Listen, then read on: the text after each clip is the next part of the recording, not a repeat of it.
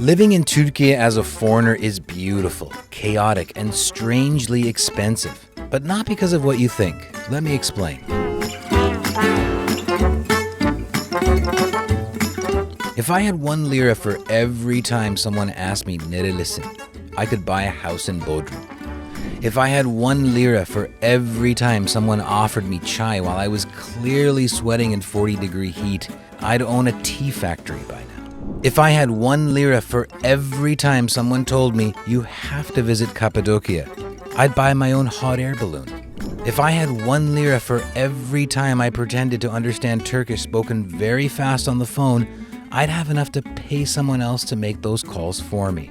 If I had 1 lira for every time I asked buna at a Turkish breakfast table, I'd own a breakfast franchise by now. If I had 1 lira for every time a Grand Bazaar shopkeeper tried to sell me something, I would own a shop there. If I had 1 lira for every time I had to pass somebody else's Istanbul card to the front of the bus, I would buy a Ferrari and ditch public transport.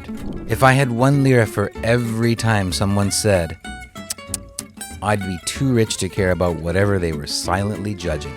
If I had 1 lira for every minute I stopped to pet a cat, I'd own an animal shelter by now.